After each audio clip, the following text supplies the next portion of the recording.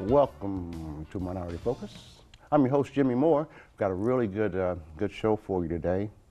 I just want to take a second to remind you of the upcoming forum, Ministers Forum, that's going to be held at the Cherry Civic Center on the 18th of November at 3 o'clock. There will be a number of ministers and other people in the community to have some things to say of great importance to you, and they'll be fielding questions about some of the conversations that we'll be having. Hope you keep that in mind and on your calendar. It's going to be a very, very important event. The show sometimes seems to delve towards Nepo. This is my cousin. Whatever that word is. Welcome to the show, Steve Harvey. Appreciate it. Glad to have you, man. Did that phone tag thing for a while. For a while. Busy man. I'm gonna do it like this. You are presently employed as? I am a social service clinician at Mayfield Youth Development Center. We work with juvenile delinquents who have been adjudicated by the court for a public offense or any kind of sexual offense. Is there an age? The age range from, I think the youngest one I've seen was 13, and they can go all the way up to 18. Right. Educated? What was the word? Adjudicated. Adjudicated. Okay. So that's a special way of saying guilty, but we're not really using that towards that in a juvenile procedure. So we say they're adjudicated, meaning that that there's enough evidence towards them to say that they have done this. So instead of lowering the boom on them, they send them to your agency with the hope of eventually transitioning back into the community and learn from the mistakes and go back home and of course as a juvenile your records are expunged. Certain records if it's not a felony, and certain records are expunged. So if they attempt to get a job when they're 18 or up, most businesses cannot look at their past juvenile records. Right. But of course the military and of course the judges can. But local business cannot. Right, and that's good. Yeah, I think because a lot of people, the older people, adults, don't get that opportunity. that's true. Once you commit something like that, that's It's on your record. Yeah. life. Mm-hmm. It's gonna go on travel forever. with you. Of the kids that you have, first off, is this like an in-house kind of thing? Do you house kids or? It's 24/7. Is that right? Yes, sir. As I was saying, the public offenders, their stay is approximately 6 months. The sex offenders, their stay is approximately 12 months. So they come in and it's a daily routine. They get up, they eat, they have a routine of going to school when school's in. After school, they usually do some type of work. They have groups 3 times a week. There's 3 counselors. I'm one of the 3 counselors there. They do a lot of cleanup, recreation, activities. So it's like they're there for the stay. So they do what we do out here, but it's more restricted and more confined to their freedoms in there. But they still get some of the movies that we watch, and I work on Tuesday through Saturdays, and Saturday night is their time if they make their review, because they go up every 2 weeks according to what your review is. Mm-hmm. And if you make your review, which gets you closer to leaving the facility, Saturday night is one of the rewards we have where they have the opportunity of having a movie and get a popcorn and get a soda. So we try to keep them updated to what's going on the outside, but it's still a treatment facility where we try to assist them to learning what they did and make sure that they at least think before they do something else that's not positive. I know that bottom line, to make serious changes in your life depends on you. It's what you want to do and all of that. Mm-hmm. And I said that because I want to ask about success rate. And I know that's not always commensurate with the people trying to give to somebody. It's up to them, I know. But is there a success rate? Do you We find out that the public offenders have a higher rate of going out and maybe committing another situation that can get them in trouble with the law. And public, when I say public offense, anything from assault to robbery. Sexual offenders are less likely to offend another individual. Mm-hmm. But their rates are just as high as the public offenders to do something else as a public offense. Right. So the sex offenders have a higher rate of sex to get back in the community and not do that again. And part of that is, of course, a good support system. Right. When you come home and you have a mom and a dad and a relapse prevention plan, and we still, when they leave us, they still have a DJJ worker, which is kind of like a probation officer, probation worker that kind of keeps up with them and make sure they're going through their meetings and make sure they're doing their curfew, so we just don't turn them loose. But the sex rates are kind of high for the public offenders and not so high as the sex offenders. That was going to be my next question was going to be the follow-up on them. You know, like, you know, when you got a jail, you're on when you got a prison or whatever, an offense, you're on probation, and you're monitored and all of that. So that goes on with the. Well, what we do is we get closer to getting them out. We do like day passes, weekend passes, and we easily transition them to a 30-day furlough, which they go home for 30 days. And we have them call us once a week just to let us know how they're doing.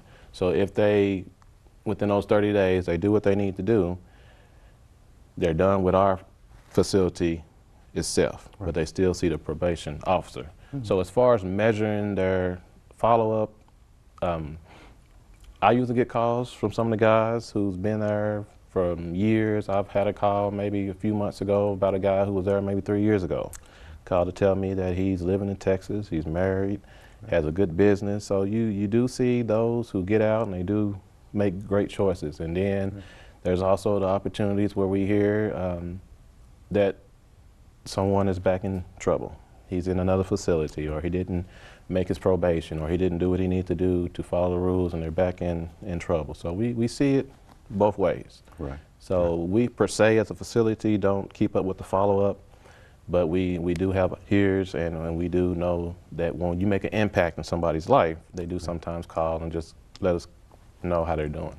So some of the probation part of it, does that lapse into the county probation and parole officers? They take them on after you. Well, they have them before us. Okay. Okay. And usually when they have them, they have those same parameters. It's very rare that a child is committed and goes straight to a treatment center. Right.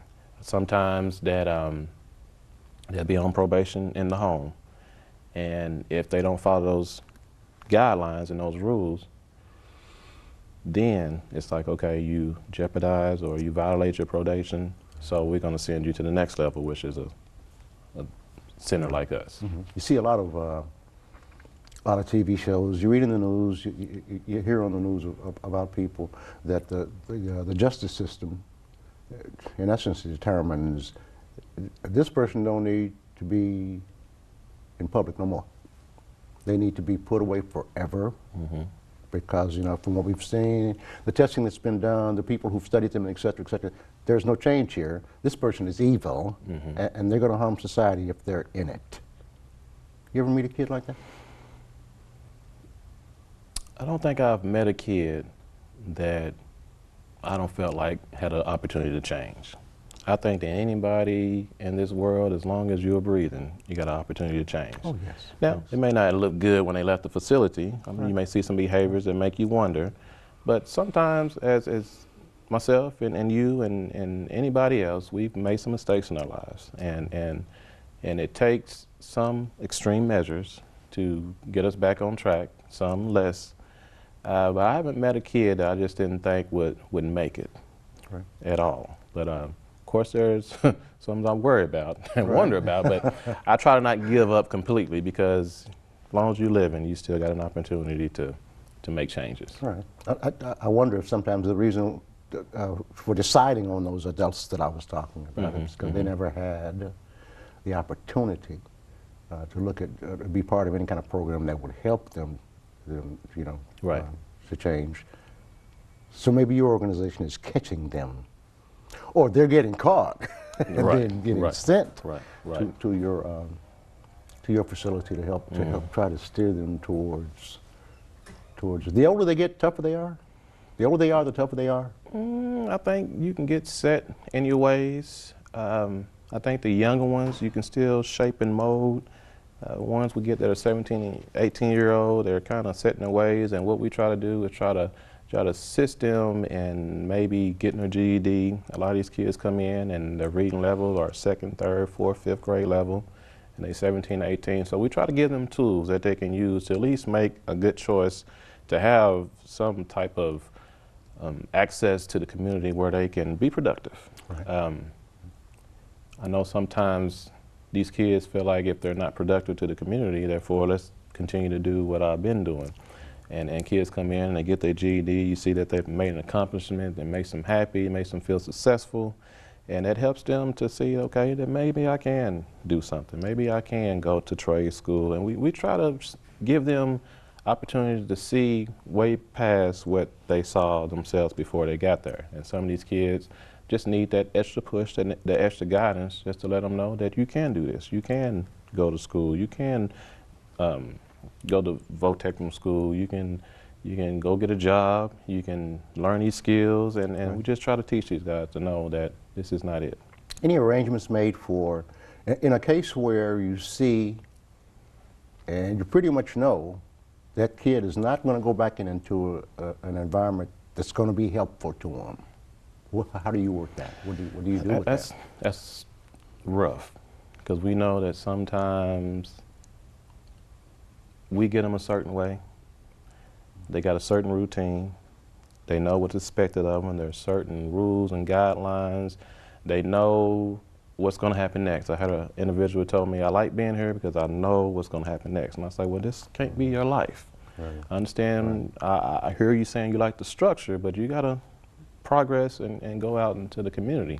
So it's unfortunate that we know that we're going to send them back to some places that they got in trouble, and some homes that are not as supportive as others, but we can't keep them from ever, and we just hope that these parents, that's one thing I would like to see this program maybe incorporate, give the parents some type of education, some type of support system, and we try that, but like I said, it could be done probably at a wider basis. It's got to be pretty tough, because it's gone so far past. When you're 21, you go with your dad to a bar to have your first drink. Yeah. It's way past that now. You know, the drinking's going on like, you know, we can have a party at our house, and we're all underage. Mom and dad go to their room. We do what we want to. There's cases where parents are smoking dope with their kids, you know, turning them on for the first time, and other drugs and what have you. Somewhere down the line, it seems that whoever it is you call when somebody's mistreating a kid, or the parent or something or other, where they actually take that kid. Yeah. Do you function? Do you work with that kind of agency? Oh yeah. I had a resident who just left maybe about a month and a half ago. He has been in the custody of DCBS since he was 9 years old, and he came to our program about 2 years ago. Didn't do so well. He got into several altercations with staff and many restrictions, and what sent him out was he had a physical assault on one of our staff. So he went to a DARE, and a DARE is like more of a detention for kids. We're a little bit more in the middle. We're not as strict, and we're not as loose as a group home, and we're not as strict as a detention. But he went there for about a year and a half, and then he came back to us. And this individual was in custody of DCBS for 9 years. His mom I think his mom had passed away.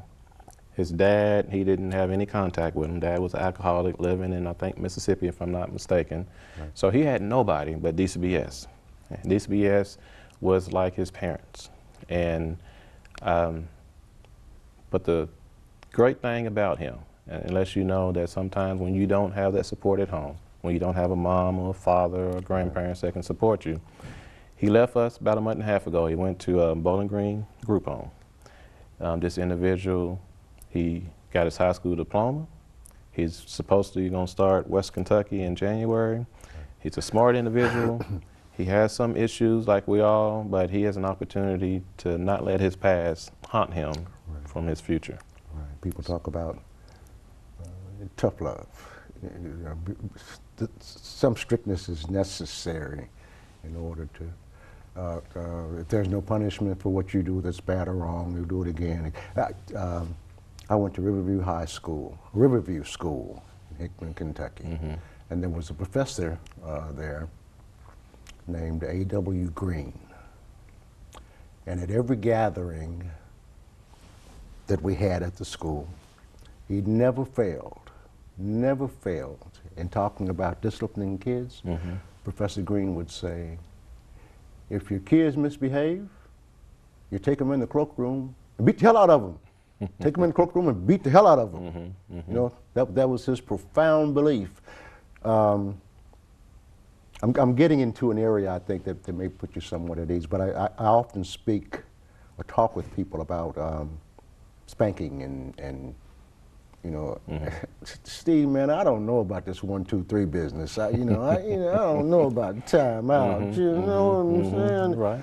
I'm alluding to the second phase that you were talking about that your kids are sent to sometimes, where it's more discipline.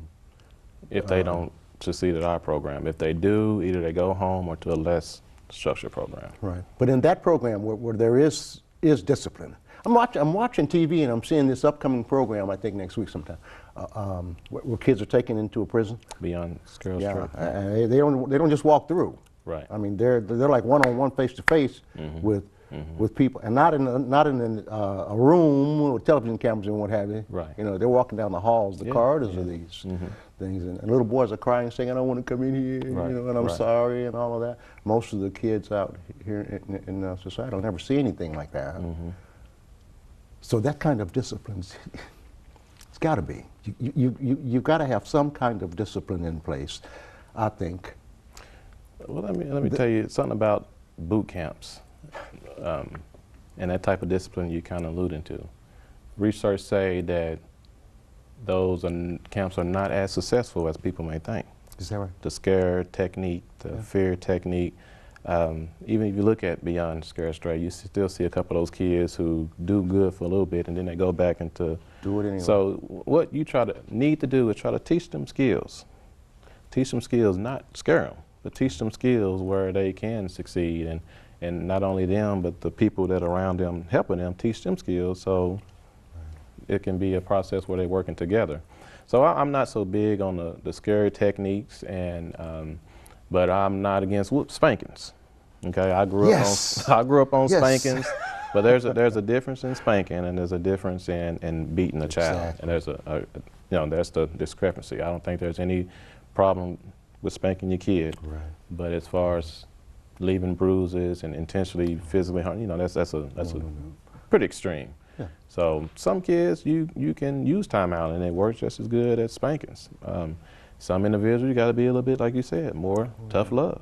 So you just gotta. Every child has a different personality. You just gotta find what works, and then try to incorporate that. Think about it this way: a kid that gets 1, 2, 3, is getting ready to run across the street, and you yell no. Well, he already knows. I don't have to do it right now. I don't have to stop right now, because I'm going to get 1, 2, 3 more. So your kid runs out in the street and gets killed because you've taught them you get 3 chances. Well, when I was growing up, you didn't get no 3 chances, Steve. It was 2 strikes you out. I mean, second time around, at least that.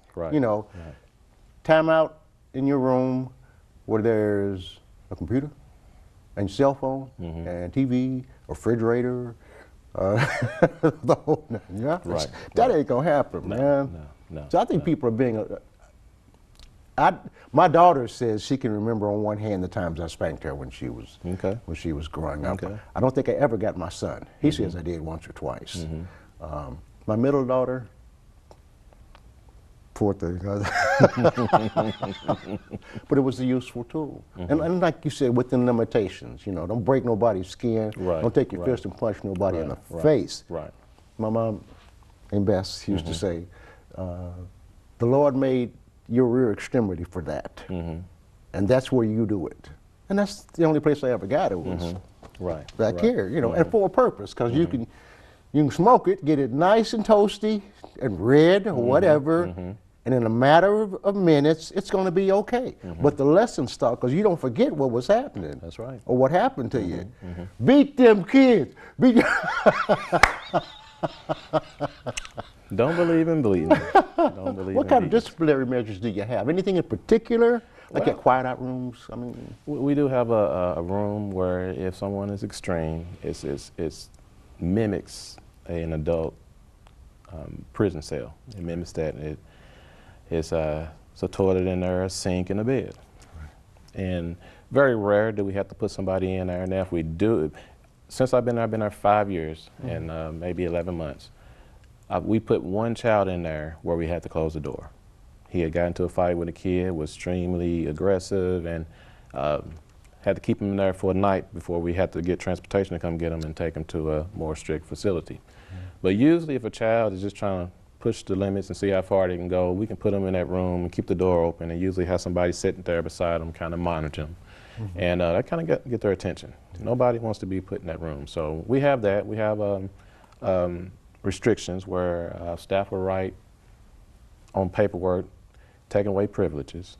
We have also, if you break a major rule violation, a penalty slip. A penalty slip can cause you to lose privileges as well as lose the phase you're on. There's certain phases where you got to get out of the program. So if you, and it starts with red, blue, green, and then gray. So if you're on green shirt and you do something extreme, you can go back to blue shirt. And it takes like months to get out of those shirts. So those are some of the disciplinaries, and those are the main three that we have. We don't, of course, we don't spank. We kind of take away privileges.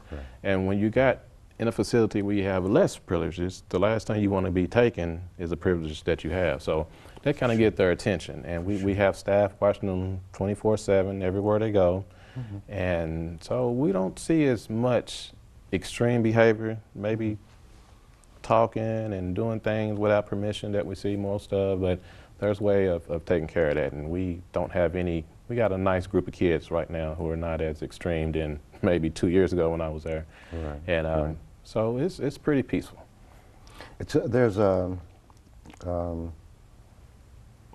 There are cases where sometimes it's not necessarily a behavioral problem, but a mental problem. Yes. Are there people, I'm sure, in your staff that are able to see this? We have an increase of youth now who are emotionally disordered. We got probably over half our kids on medication for either ADHD or some mood disorder or something like that. So we're seeing that part of it, and part of working with a child is communication. Let them know that this child is suffering from this. Maybe take this approach when dealing with them.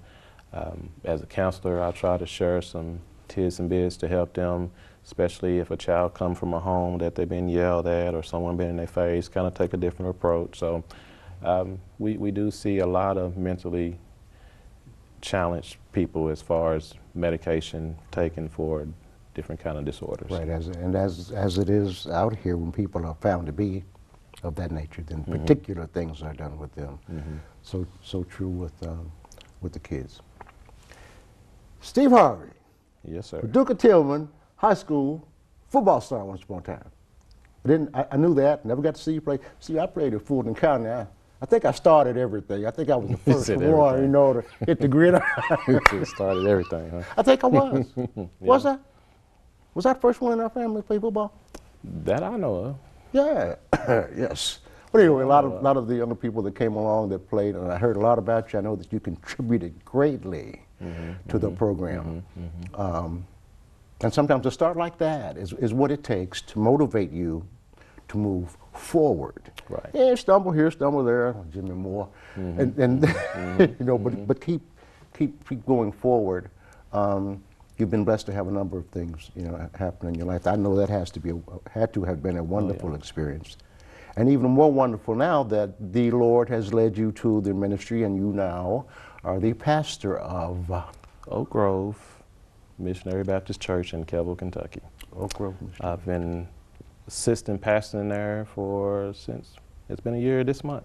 Is that right? Got installed last May, so that made it kind of official. But it's been a challenge, and as you know, that God will put you in places that He wants you to be. And I've been in the ministry since 2005, and so pastoring kind of crept its way on in there. So nothing I wanted to do. Didn't even want to be a minister, but like I said, it wasn't my choice. But sometimes you got to surrender to the higher purpose of the Lord. So that was, and going back to football, that was my discipline right there. That taught me. Not only did I have grandma and mom and uncles and aunts and everybody else that participated in developing me, football was another thing that helped me in my walk. Yeah, it does. And it never leaves. It never leaves your mentality, your state of mind towards. Some female said to me the other day, women can handle pain better than men. That's what I hear, but I'm gonna get You're gonna leave it alone. Yeah, I'm leave it alone. Man, I'm sure glad we finally Appreciate it. got together, man. You gonna come back sometime and talk about some more? There's a lot of areas you can get into there and stuff. How did the kids respond quickly to your the spiritual part of you now that they know you're a minister? Well, it's surprising. I didn't know he was a minister, and then some of them come in when I do individual counseling, and they kind of ask spiritual questions, but I don't impose it, just because of the work place. But I do address things from a minister point of view, but don't use the scriptures or anything. So just the concept of more of anything. But they respond pretty well. Right, that's good. That's great, because I think I might be inclined to tell them from time to time, if you don't do that, God gonna get you. God will get you. If you don't want to obey me, you better obey God. Right. Steve, again, man, thanks a lot for coming, man. Appreciate it. Know you're busy. Monday's the only day you God and You're a busy man. I appreciate it. All right. I appreciate it. It could have been said years ago. Young folk going to the dogs, not Steve. Not Steve Harvey. God bless you. Thank you, sir. And keep you. For Minority Focus, I'm Jimmy Moore.